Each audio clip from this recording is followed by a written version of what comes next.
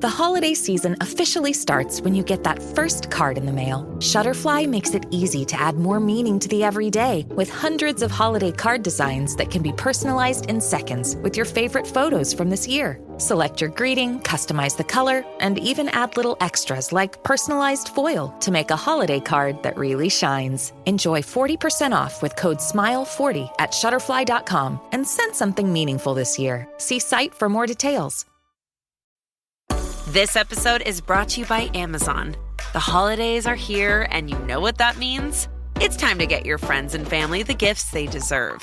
Take the stress out of shopping with Amazon's great deals and low prices on a huge range of items from toys to tech and much more.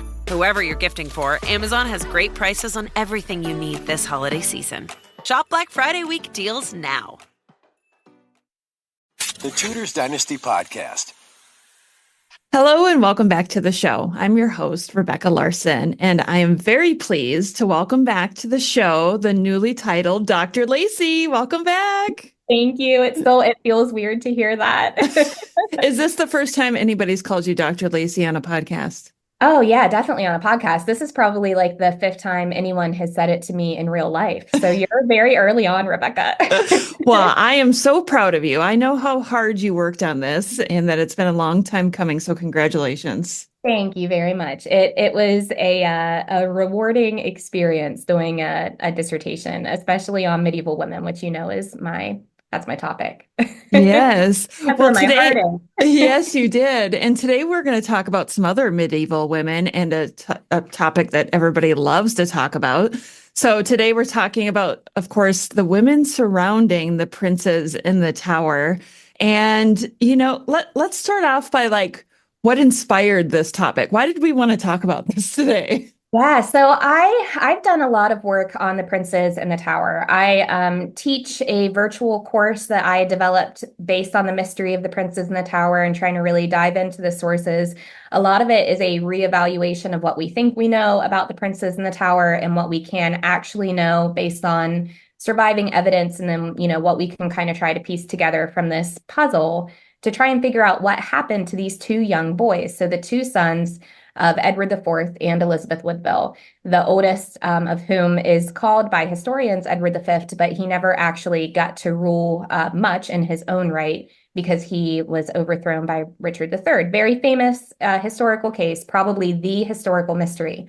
In my opinion, as someone who is very interested in the time period, I'm interested in the princes in the Tower, I approach the case from the viewpoint of Elizabeth Woodville. That's sort of one of my people. That's someone in history who I feel very connected to her. I'm interested in her story. I have a lot of sympathy for Elizabeth Woodville. She had a very difficult life, and she's one of the medieval women who feature in my dissertation and someone who I've really gone out of my way to try to learn about, to track down through the records. I do feel like when we talk about the princes in the Tower, we don't really talk about Elizabeth Woodville. She is probably the woman who we talk about because she's the prince's mother, but she's largely written off as just being the mother of these young boys who hid away in sanctuary. And, she had really not very much to do with her sons and their disappearance. And I think that's untrue. I think that historically, we have ignored the role that women have played because they aren't discussed as much in the written sources that we do have. And the sources that we do have regarding the princes in the Tower are already very sparse, and women just largely do not feature in these sources. But in my opinion, that doesn't mean that women weren't making moves on the ground. I don't see, from everything I know about Elizabeth Woodville and her personality and the type of person that she seems to be to me in the sources, I don't see her sitting back in sanctuary and throwing her hands in the air and saying, well, there's nothing I can do for my sons. That doesn't seem like a very Woodville thing, first of all, for her to do based on her family and what we know about them. But it doesn't seem like something that Elizabeth herself would do. It doesn't seem like something that Margaret of York, so the princes in the Tower, their paternal aunt, the sister of Edward IV and Richard III, it doesn't seem like something she would do. It doesn't seem like something that Cecily Neville, their grandmother, so their Edward IV and Richard III's mother, it doesn't seem like something that she would do. It feels like we are missing a piece of this puzzle, in my opinion, and it's the women. I think if we examine this case from the women who were surrounding these boys and who really had a vested interest in them, not just because they were members of their family, but you have someone like Margaret of York who was very concerned with the appropriate person being on the throne. I think when you think about their motivations and their activities that were likely happening on the ground that we just don't have, unfortunately, very much surviving evidence about, I think we can see how these women did play a role in the disappearance of the princes in the tower in a way that is largely ignored when we're talking about the case, because we're usually so focused on Richard III and Henry VII, which is fine. Two very fascinating people, and definitely, two people who likely played a role in whatever ended up happening to these boys. But I think we're missing a big piece of the puzzle by ignoring women just because we might not have the written evidence of how they may have been involved. So I try to, I call it informed speculation, where I try to piece together some of these missing puzzle pieces based on what I know about these women, and then some interesting leads that I have found in a couple medieval sources that I've studied. So what I'm hearing you say is there is no surviving letter that Elizabeth Woodville wrote that says she whisked away her youngest son. Yeah, and that's the hard thing about this time period, is that the evidence is already very sparse for anything that would have happened to the princes in the tower, which makes sense because whatever happened to them, there's a reason why it was kept secret. It was kept secret from people at the time because it needed to be. No matter what happened to these boys, it makes sense. Whether you think that Henry VII might have been involved, or whether you think that Richard III might have been involved, or Buckingham or John Howard, who have you, it makes sense that this would have been something that would have been shrouded in secrecy because it needed to be. And if people at the time didn't know what happened, then obviously us, 500 years later, we're going to have a hard time piecing together what happened. So we already have an issue with source survival.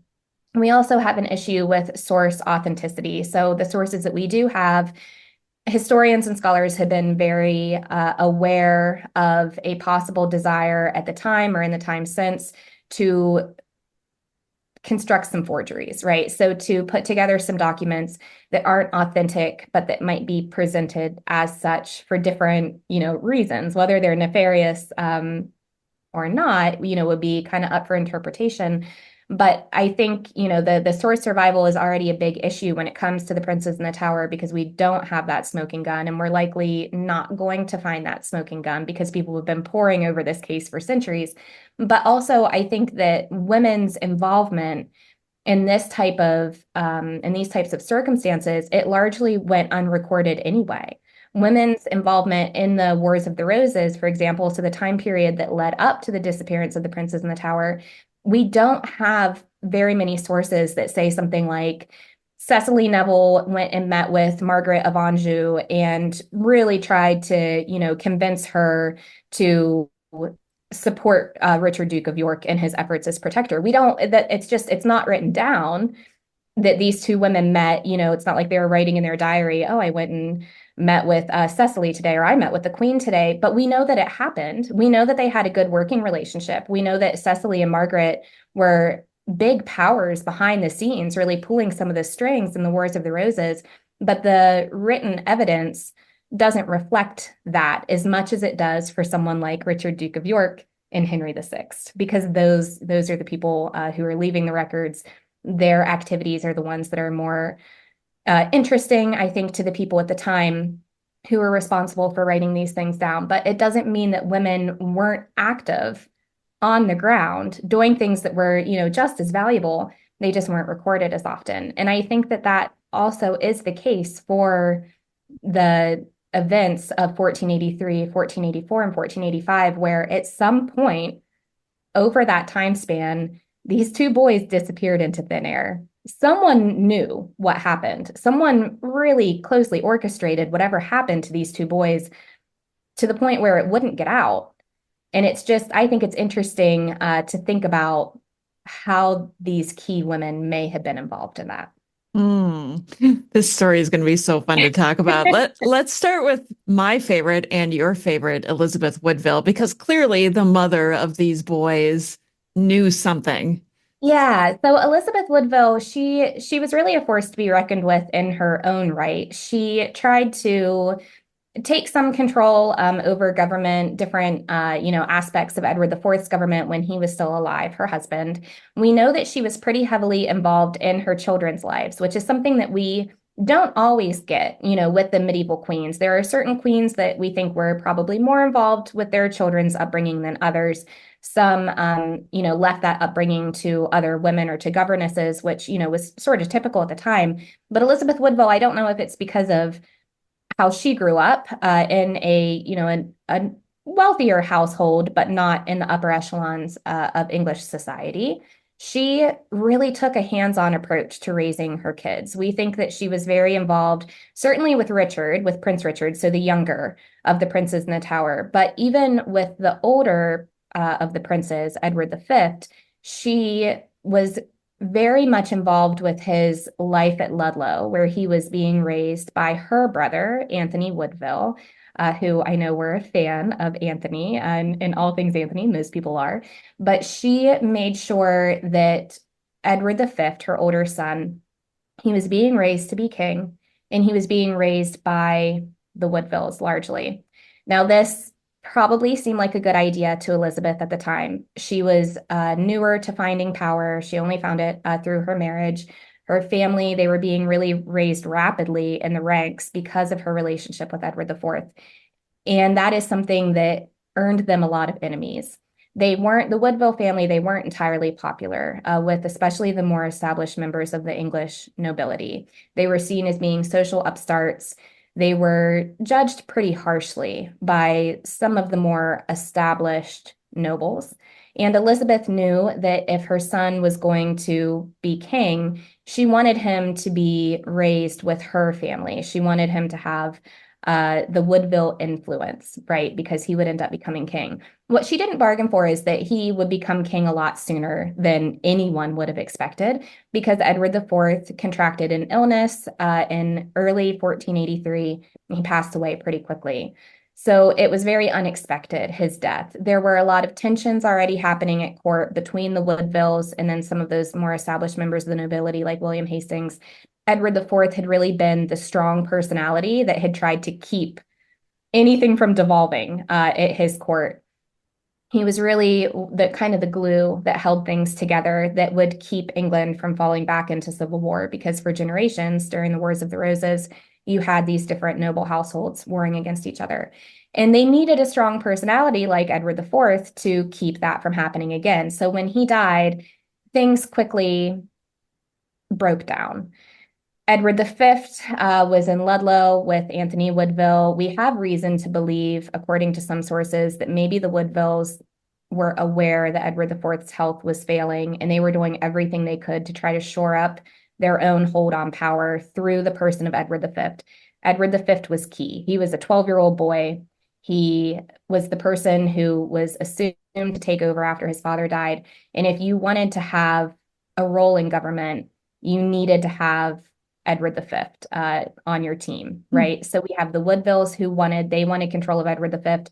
Then we have the Lord Protector, or who Edward IV had assigned to be the Lord Protector, his brother Richard III, or the future Richard III, Duke of Gloucester at the time. He also knew that he was in a precarious position due to his relationship with the Woodvilles. Things had been okay. We think that Elizabeth Woodville and Richard, her brother-in-law, had actually gotten along pretty well. She didn't have the same type of relationship with her other brother-in-law, George, Duke of Clarence, who is the one who was famously drowned in the butt of Malmsey wine because of some not so nice allegations that he had made against Elizabeth Woodville.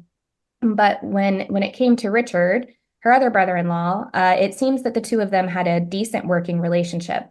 But when Edward IV died, some historians and scholars believe that Elizabeth Woodville purposely didn't inform her brother-in-law about Edward's death as quickly as she should have. That instead, she sent word immediately to her brother, Anthony Woodville in Ludlow, and said, "Bring my son back. Bring Edward V to London immediately. We need to have his coronation. We need him to be in power," because she knew that that was the only way that the Woodvilles would remain in power, because they were so wildly unpopular with the nobility. So her brother sets forth from Ludlow with her oldest son, Edward V, and they're making their way to London, and they're famously intercepted by Richard, Duke of Gloucester, and the Duke of Buckingham. Anthony Woodville is imprisoned. Elizabeth Woodville's second oldest son, so her second son from her first marriage, is also imprisoned. And her brother-in-law and the Duke of Buckingham, her other brother-in-law, they have custody of her son. So the Woodvilles, for all intents and purposes, are overthrown at this point. She gets word of this happening before they make their way into London, and she and her oldest son from her first marriage, so Dorset is what he's known to historically, and her brother, they flee with her daughters and they go into sanctuary at Westminster Abbey. Now, whether she really believed that her person was in danger and that her daughters were in danger, that's up for debate. She took her oldest son, her youngest son, and her daughters with her into sanctuary for some reason. Is it because she thought that Richard III was going to be a danger to them? Was it political? Was she trying to portray herself as being this helpless widow and trying to garner sympathy? Was it a mixture of the two, or for some, other reason that we just don't have the historical record of? It's hard to know. But she went to sanctuary where they would have been kept safe from any sort of political dangers. Richard III makes his way into London with Edward V, and things seem to be going fine. Richard III was supposed to be the protector. His brother, Edward IV, depended on Richard III for a lot during his reign, and that is who Edward IV wanted to be in charge of his son in the country until Edward V would have reached majority. And from what we can tell from the sources, Richard III was in Buckingham. They were having everyone swear fealty to Edward V. They ran everything like Edward V was just in his minority and that he was going to eventually become king. There aren't warning signs saying, that Richard III had these motivations that we can tell from the sources to become king himself. But his relationship with Elizabeth Woodville was sort of in the gutter. She was in sanctuary. She wasn't coming out. He was doing everything from what we can tell from, in his ability to try and convince her that she was safe and to have her come out of sanctuary, because the optics are bad, right? You're coming into London with your nephew. You're the protector. You're trying to, orchestrate things because your brother has died unexpectedly. You want his son to come to the throne without things devolving into civil war in London. But your sister-in-law is holed up in a sanctuary saying, she's too scared to come out. She's scared of you. So I do think that for both of them, for both Richard III and Elizabeth Woodville, their hands were tied a bit in what options they had, what they could do at that time. But that's where we see this relationship break down between the two of them that only ends when we don't know what happened to her sons. And Richard III is securely on the throne, and that's when she finally comes out of sanctuary. So in my opinion, Elizabeth Woodville and the Woodville family, they are key players at this time, even from the confines of sanctuary. We know that Elizabeth Woodville was still communicating with the outside world while she was in sanctuary with her daughters and Prince Richard. We know that she was having visitors. She was still communicating with even Margaret Beaufort later, once, Prince Richard was not in her custody any longer. But I do think that it's hard to know exactly what was happening on the ground because those records don't survive. We know she wasn't just sitting there. We know she was doing things. It's just that we don't have the written record that says exactly what she was trying to do behind the scenes. There is a theory that she was working with Lord Hastings, who had been one of her old enemies because he was Edward IV's best friend. They were sort of like drinking buddies. He was having an affair with a woman named Elizabeth Shore, who had an affair with Edward and also had an affair with Dorset, Elizabeth Woodville's oldest son. I mean, it all feels like very incestuous. But Elizabeth and Hastings had not been super big fans of each other, and Hastings and Dorset had hated each other. They were two of those people at court that Edward IV was really struggling during his life to try and have them be civil with each other.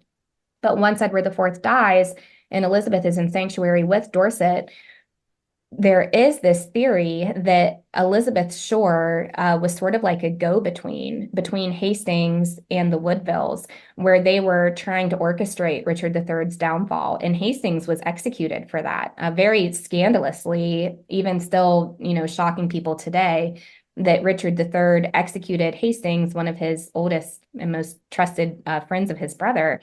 But the thought behind that is that there was a conspiracy happening between Elizabeth Woodville and Hastings from her viewpoint and sanctuary, and Hastings being at court to try to orchestrate Richard III's assassination, essentially. And there are some sparse records that we have that haven't been destroyed and that have survived from the Middle Ages, where they're talking about these rumors circulating where there were going to be attempts on Richard III's life while he was still protector. So while Edward V was still ostensibly running government that summer. So it's interesting or that spring, sorry. It's interesting to think, what might she have been doing if these rumors were circulating that she was involved with Hastings through Elizabeth Shore.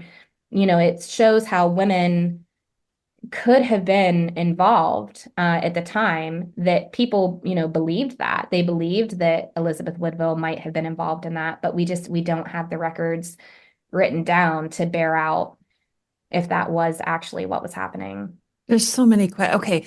Did Elizabeth Woodville know that Richard was named Lord Protector? Yeah, she knew. And she, from what, and I don't want to say anything mean about Elizabeth Woodville if I don't have cause for it, because I do have a lot of sympathy for her. But I fall more on the side of thinking that the Woodvilles knew that Edward IV was in some really ill health. And I think that she and Anthony, her brother, and Dorset, her oldest son, and Richard, her other son, it's confusing. She has two sons named Richard. Very a bad decision on like my part to, I get a little annoyed with her that she would have named both of her sons Richard, because it's so hard to try and differentiate between the two. But her son from her first marriage, Richard Grey, I do think that they were working behind the scenes to try to secure their own hold on power at the detriment of Richard III. I think they knew that Edward IV was declining quickly, health-wise. We have some evidence that Anthony Woodville was trying to get copies of papers ensuring that he was the one that was in charge of the person of Edward V. We think that he purposely made Dorset the deputy constable of the Tower when Edward IV was sick, so that Dorset could have that fortress, that stronghold. The Tower of London at the time didn't have quite the reputation that it has now, because we hadn't had Henry VIII and just the absolute havoc that he wreaked on London society. But also, we hadn't, of course, had the princes in the Tower going missing from the Tower beforehand. So at that time, the Tower was seen as being a place of safety and a place of refuge, especially for the monarchs. So when Dorset was made deputy constable of the Tower, it's probably because they wanted Elizabeth and her children to be kept safe in the Tower, because they might have had some plans happening in the background, the Woodvilles, where they would try to make Richard III as least powerful as he could be as protector. We know that they tried to set the coronation for the 4th of May. They wanted Edward V to be crowned immediately. And why they wanted to do that was to cut down on Richard III's influence as protector. It does seem to me, someone who likes to think that the Woodvilles, that's a family that I know a decent amount about. My own informed opinion is that they wanted to limit Richard III as much as they could, and that they weren't keeping that a secret on the ground.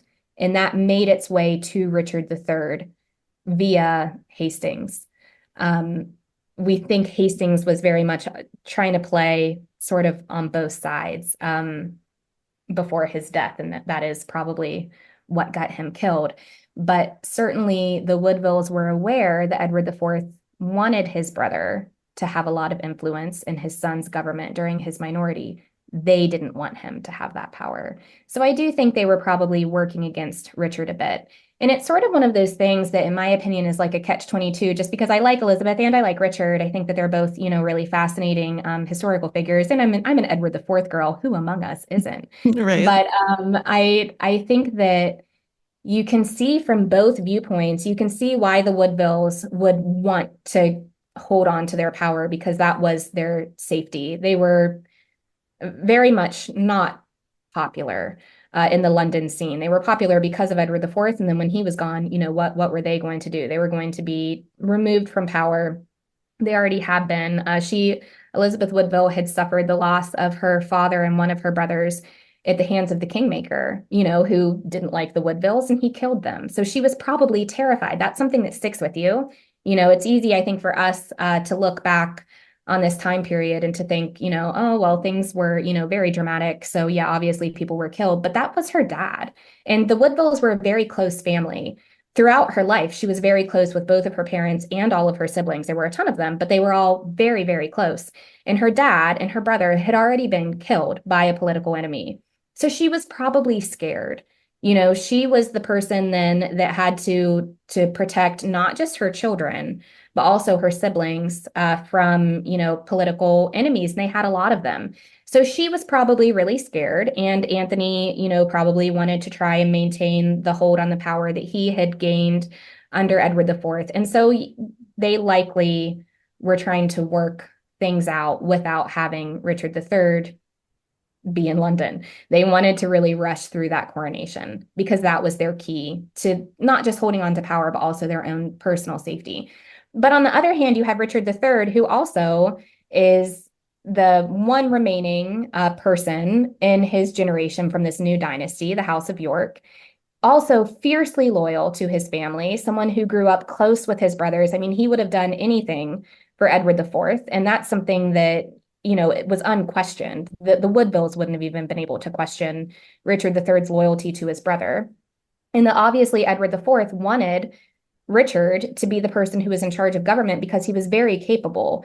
Anyone who talks about Richard III, even while he was Duke, he was very honest, very trustworthy. He always wanted, like to a fault, he always wanted to do everything right. And he would have seen that he was supposed to be protector. He would have wanted to have honored his brother's wishes and to protect the interests of the House of York. So it makes sense that these two, members of Edward IV's family would have not necessarily seen eye to eye because they were both trying to protect themselves and their own interests. But in the end, Richard III, is the one who won out.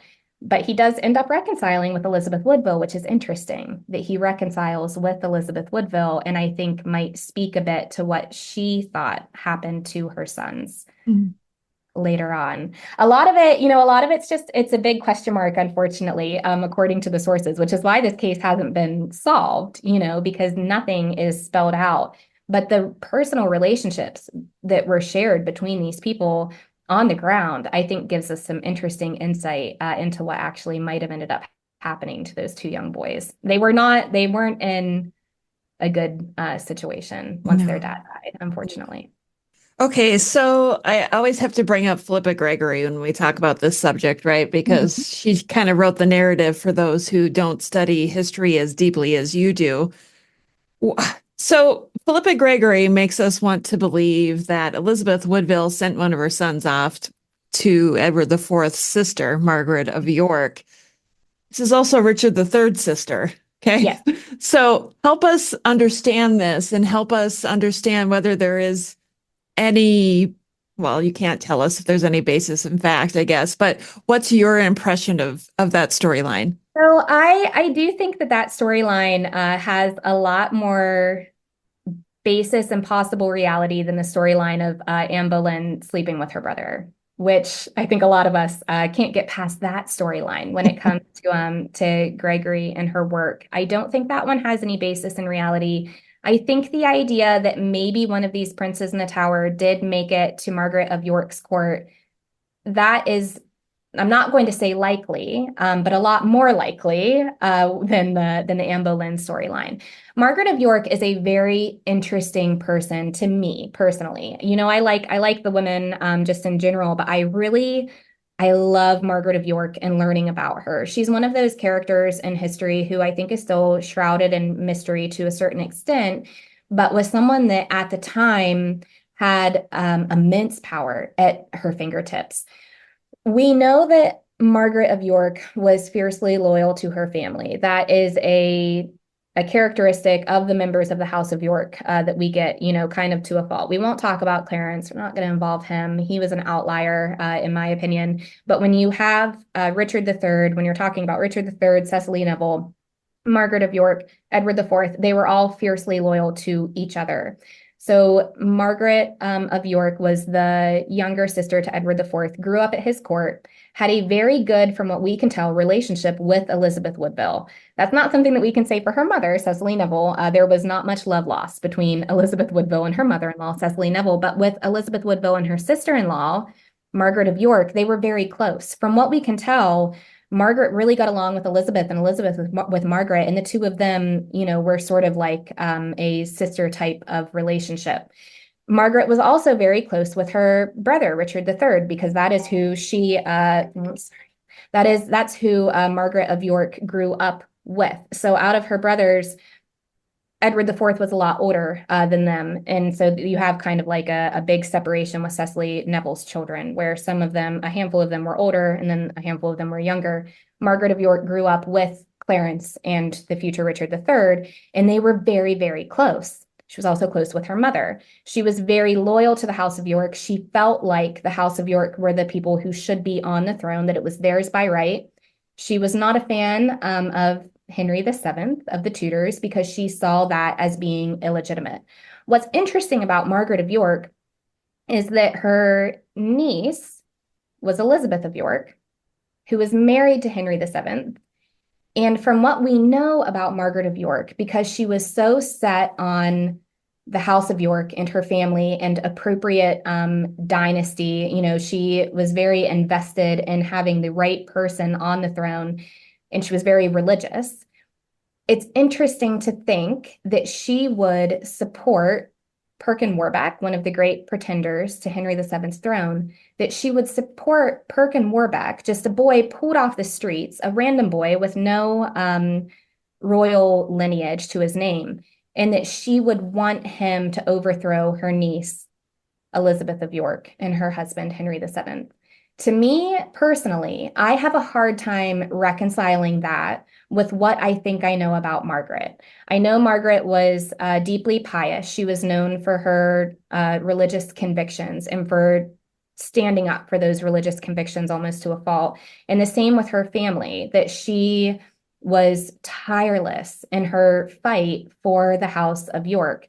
Once her brother, Richard III, was overthrown, she transferred that intense loyalty to Perkin Warbeck, from what we can tell, that she truly believed that this boy was her nephew, the youngest of the princes in the tower, so Prince Richard, or she wanted to use him as a political ploy to somehow overthrow Henry VII. To me, that doesn't make sense. Just from what I know about Margaret and from what I know about her personality and who it seems like she was as a woman, I don't see her throwing all of her weight behind a boy who she knows is an imposter. I don't think that she would do that to her family. I don't think she would do that to the memory of the House of York, because to her, you needed true York blood to be on the throne to be legitimate. And I don't think she would do that to her religious convictions. I think that the key with Margaret, who I do think is a big key, in my opinion, to understanding what happened to the princes in the tower. I think the key with Margaret is to understand who she was as a person in the sources appears to be different from who later Tudor sources presented Margaret of York as being. Does that make sense?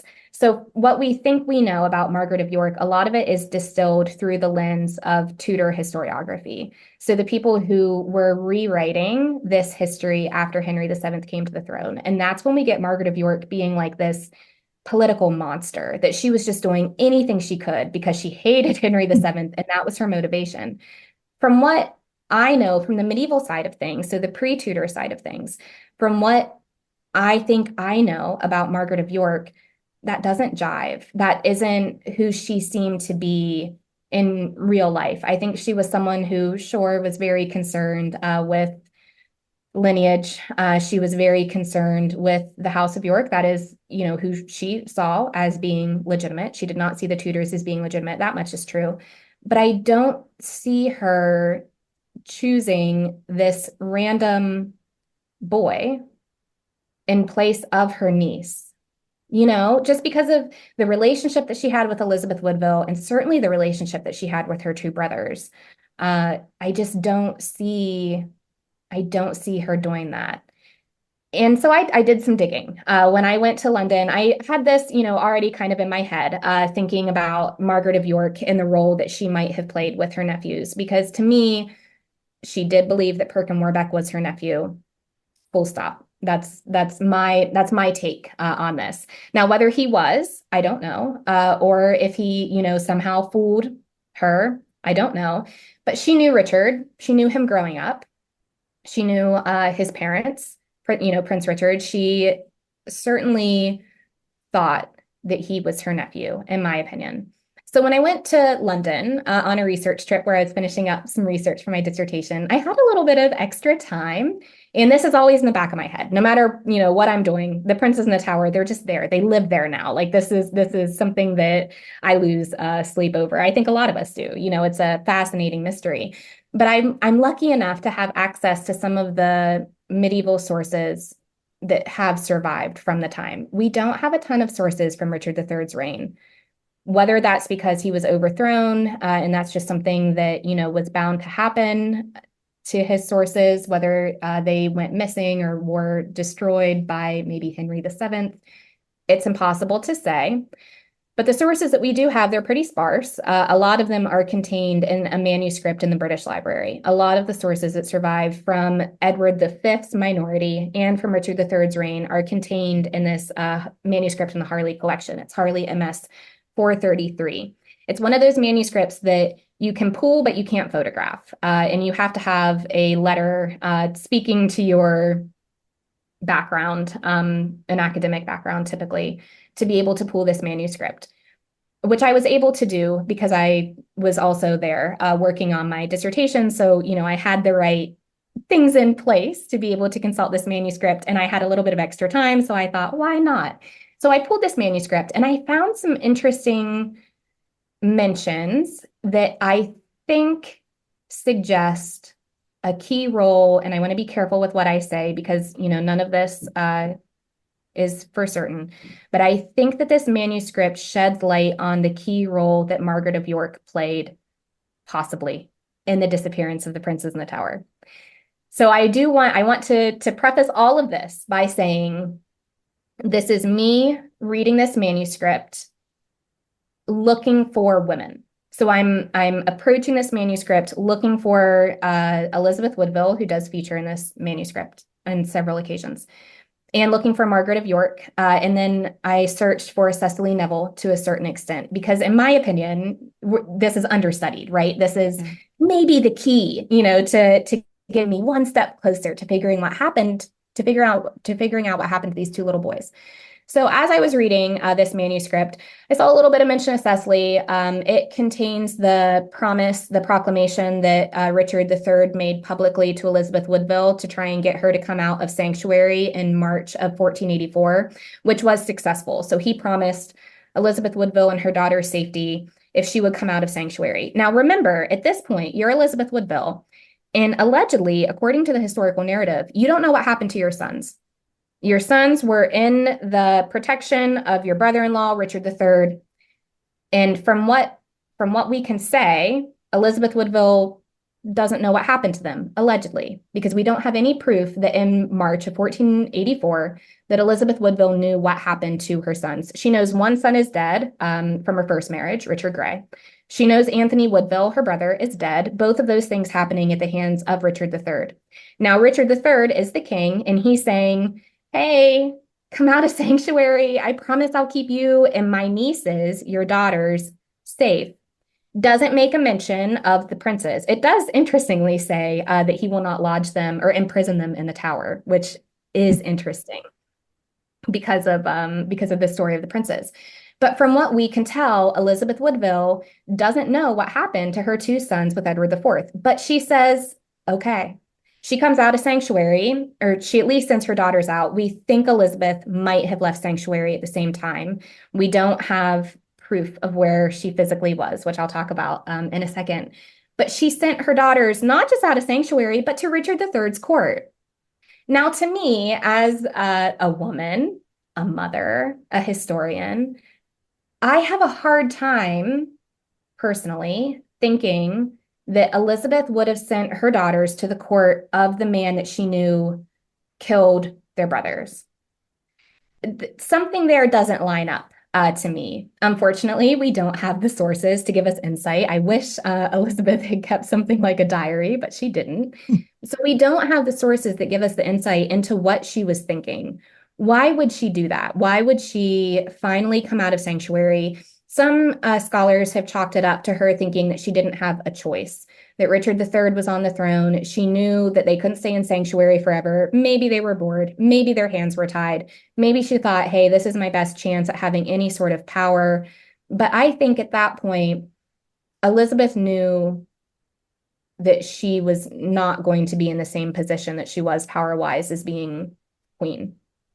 That wasn't in the cards for her. It wasn't going to happen under anyone, Richard III or anyone. She wasn't going to be in the same position of power. I think as a mother, in knowing how she felt about her children, I don't see her putting Elizabeth of York and her daughters at risk by letting them live at the court of Richard III.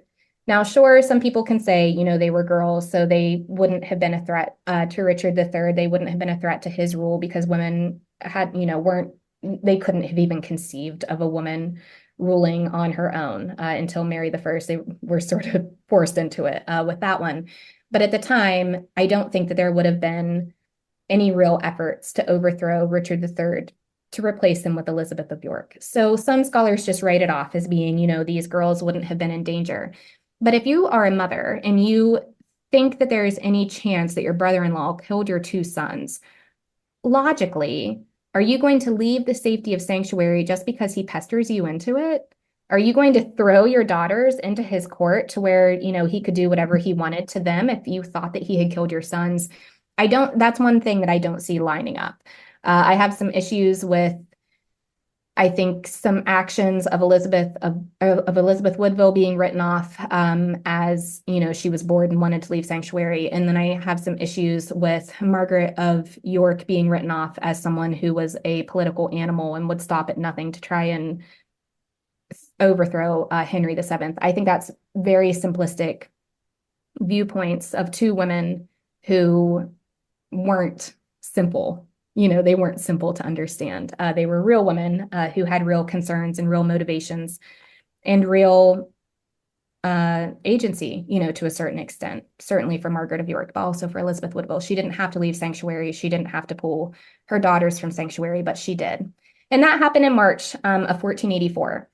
A couple days later, so not even quite 2 weeks later, we have in this manuscript that I viewed in the British Library, we have Richard III sending one of his bishops to the Pope, and he is sending him there knowing, quote, the secrets of our heart, which is interesting. So the secrets of Richard III's heart, and that this bishop had certain matters to be explained to the Pope.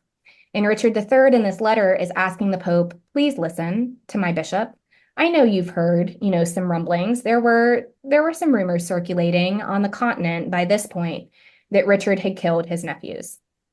So we have Richard sending this bishop to the Pope to explain certain matters that were concerning to him, and that he wanted the Pope to listen to the bishop because the bishop knew what was actually happening. He also, the next day, wrote another letter that he sent with this bishop to the French king, saying essentially the same thing, saying, I know you've heard some things, but listen to my bishop. Listen to what he's going to tell you, how things actually are. It's interesting that these two letters that were sent with this one bishop who was close with Richard, that they went to the continent to talk to the Pope and the French king, so two of the most powerful men on the continent, at the same time that Elizabeth Woodville and her daughters exited sanctuary. Now, you have to kind of read between the lines a little bit. And as someone who, again, likes for things to be based in primary source material, it bothers me that I do, have to kind of make some leaps. But I think it's not impossible that the matters that were on Richard III's heart and the matters that the bishop knew and that needed to be communicated secretly, likely, to the Pope and the French king, I don't think it's out of the realm of possibility that those things are related. That Elizabeth and her daughters left sanctuary at the same time that this bishop left England to go and communicate certain secrets to two of the leading men on the continent. Now, can we say for any certainty that it was about the princes or what might have been happening with the princes, whatever made Elizabeth leave sanctuary? No, because it's not written down and it wouldn't have been written down, right? This is something that if Richard III had sent one or both of the princes somewhere, it would have had to have been kept top secret. So this bishop would have had it in his brain, but it would not have been written down for fear that something like that could be intercepted. Now, right around the same time, about a month later, we have another record in this manuscript from the 23rd of April, 1484, where there's a grant to this man who was the chaplain of Margaret of York. Richard III gave Margaret of York's chaplain a grant to travel with him and three people where they wouldn't be stopped, and they were likely going to Margaret of York's court. The grant was supposed to make it so that this would be an easy trip for them. It wouldn't, they wouldn't be, stopped and interrogated or asked any questions or anything like that. This chaplain was supposed to have free roam from England to Margaret of York's court with the three people who he was with.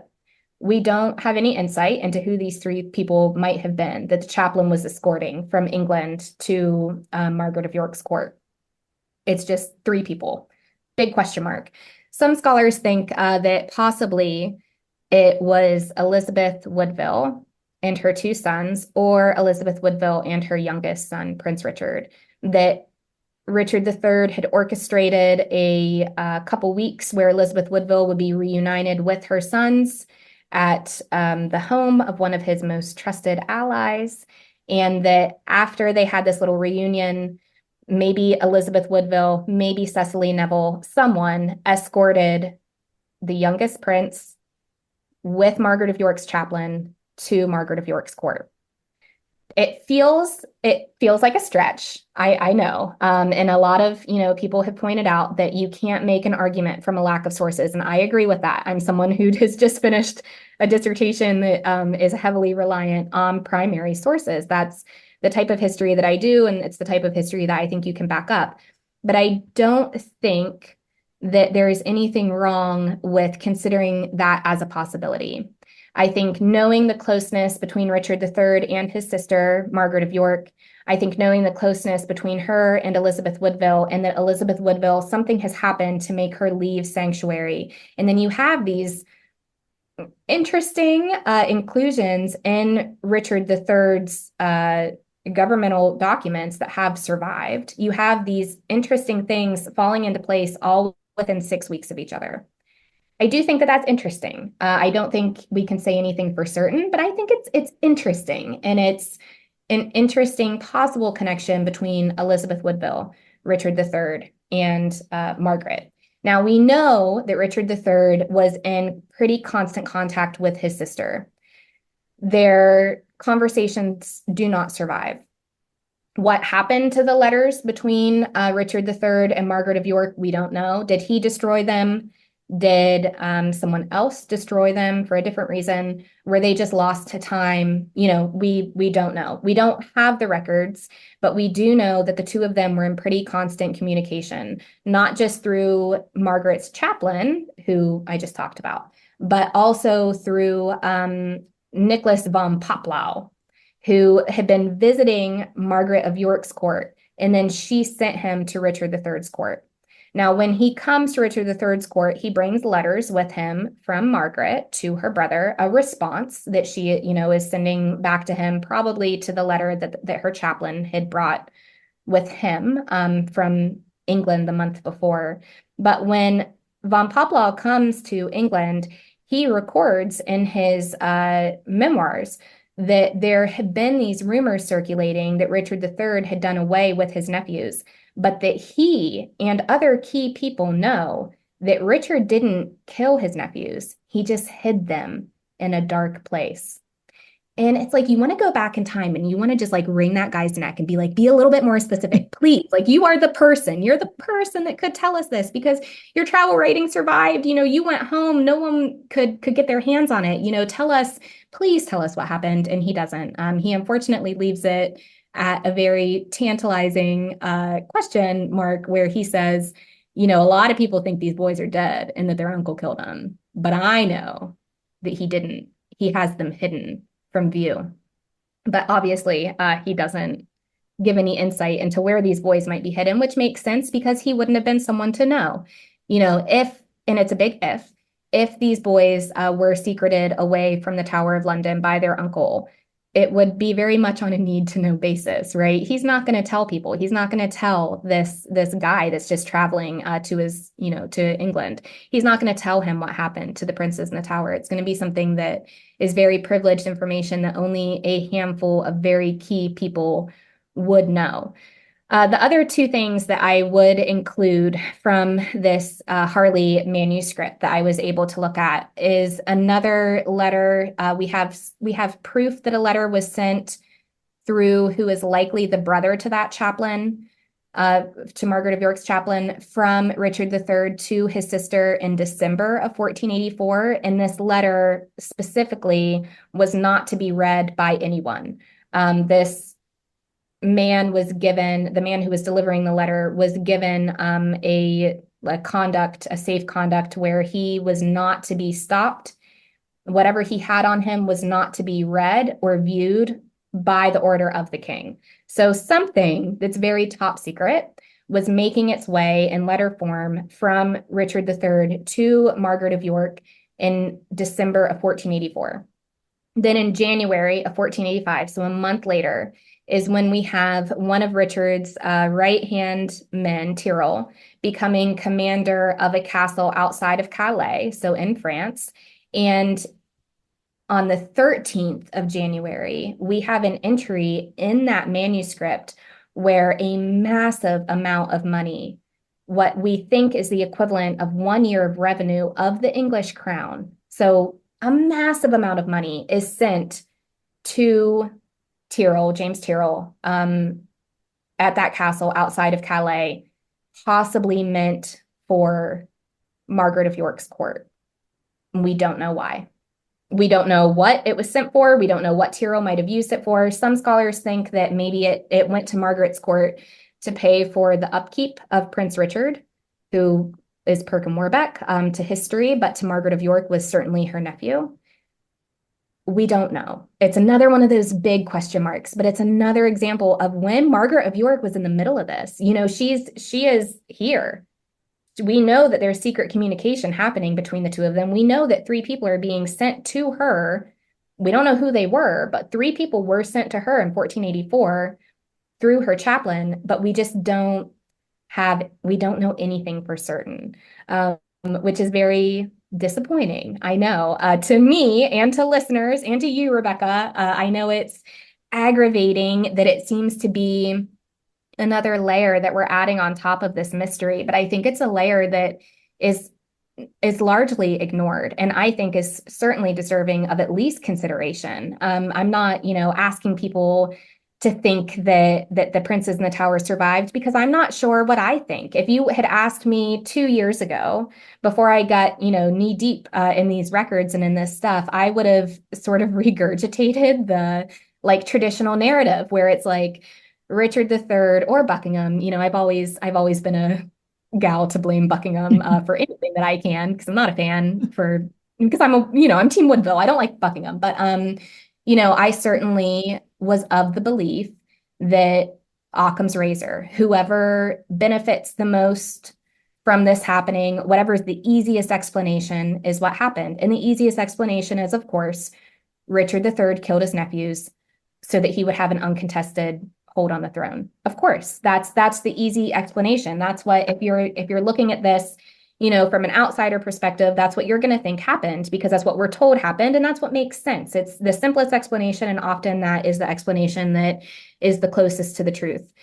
Then I started to reevaluate that because of my work on Elizabeth Woodville and Margaret of York. I had a hard time reconciling their actions with the traditional narrative because to me, it just doesn't make sense. What these two women did, and Cecily Neville to a certain extent, we don't have near the surviving material for Cecily Neville at this time period that we even do for Margaret of York and Elizabeth Woodville. But their actions for these two boys who were their sons, their nephews, their grandsons, it doesn't make sense with the traditional narrative. I think at least things were a lot more complicated on the ground. If Richard III is the one who's responsible for the boy's death, and he very well may have been, I think that things were a lot less black and white or cut and dry than we see in the traditional narrative, because there has to be other things happening behind the scenes that would make Elizabeth Woodville leave sanctuary. There have to be other things happening behind the scenes that make Margaret of York so invested in this boy that we know to history as being Perkin Warbeck, the great pretender, right?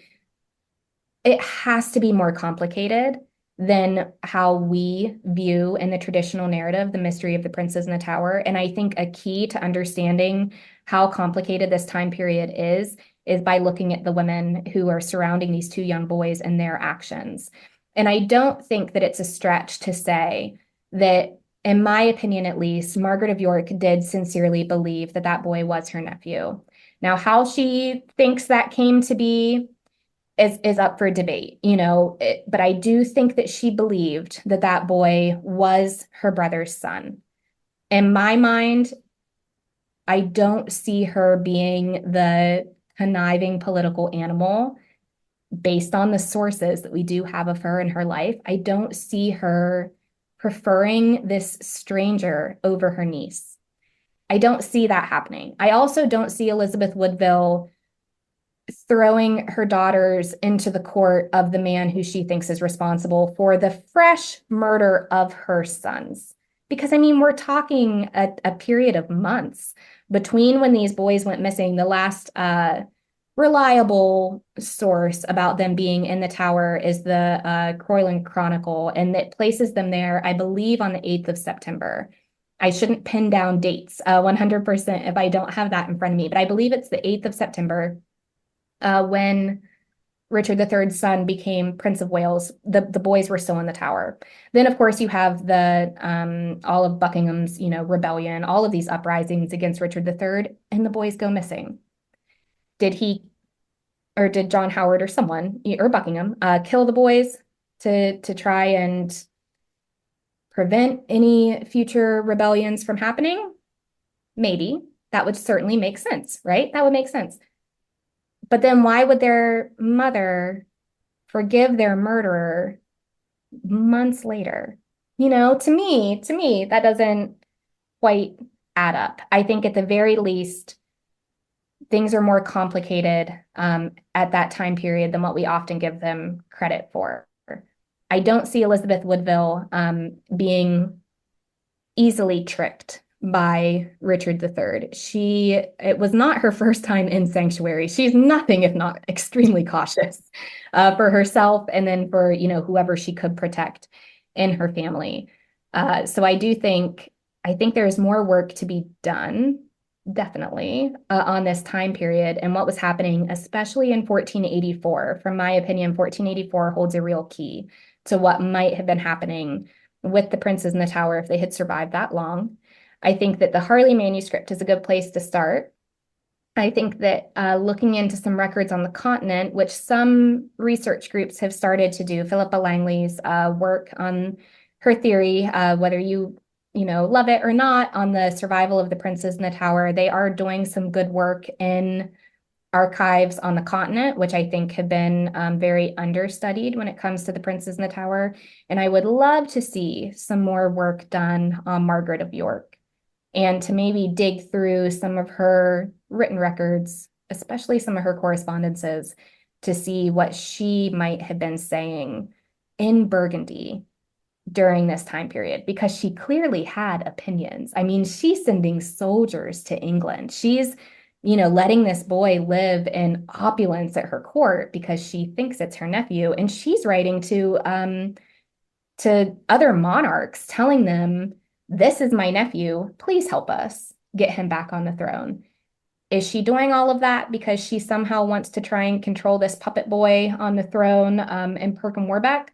Or is she doing it because she sincerely believes that that is the rightful Yorkist heir?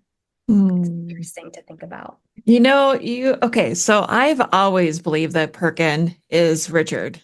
I've just always felt like, and for many years I got backlash for that. And I'm so happy now that that narrative is changing. And I feel like when you mention the money, okay, you always have to follow the money, right? That was the biggest eye opener for me today, going, yeah, why would you send that much money?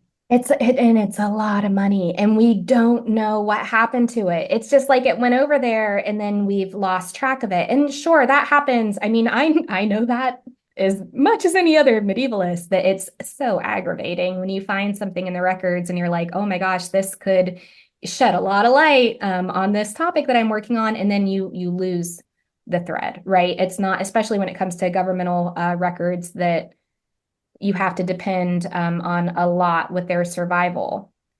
You can easily lose a thread that you think might be really valuable. I think, in my opinion, that Harley manuscript is key to understanding this time period better. Is it going to solve the mystery?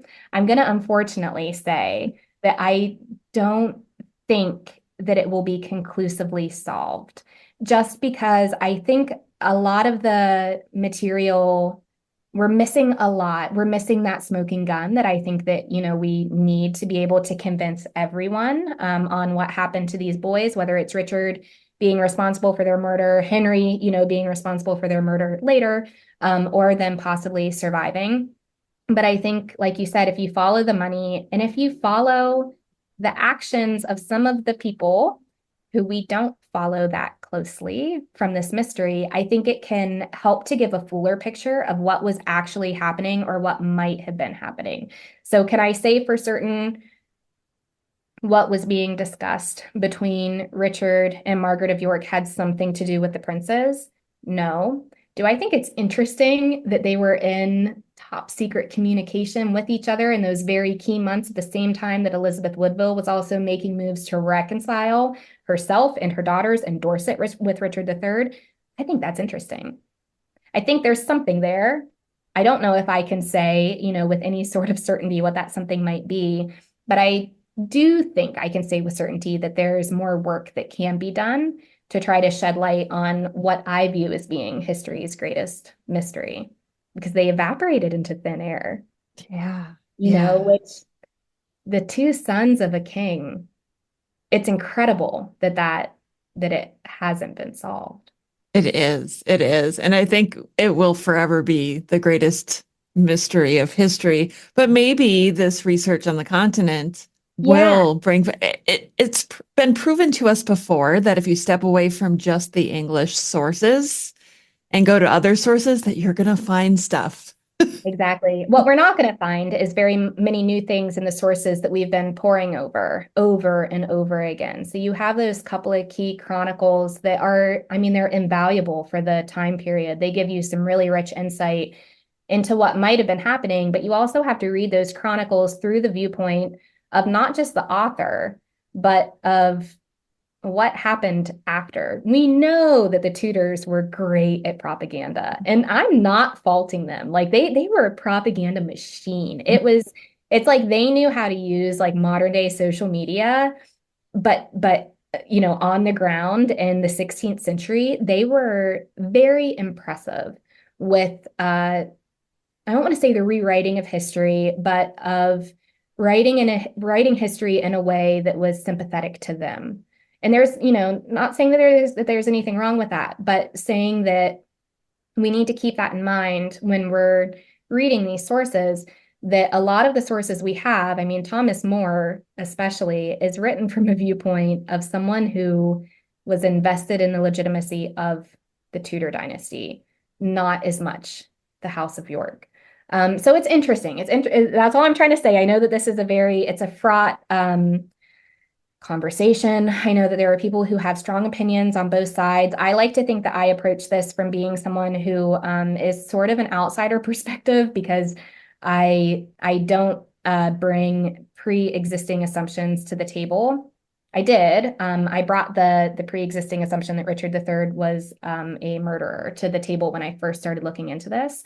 But then taking a step back and like really immersing myself into the primary sources and trying to read things with an eye to certain biases, it's clearer to me now that things were a lot more complicated, as they often are. Things were a lot more complicated at the time than what we think 500 years later, which to me is exciting. It's fun to try and reconsider these things, especially from the viewpoint of Elizabeth and Margaret, who are two women who I've been interested in way before the Princes in the Tower. But my interest in them, I think, has helped me to think about the topic in a different type of way, not necessarily a better type of way, but just a different type of way.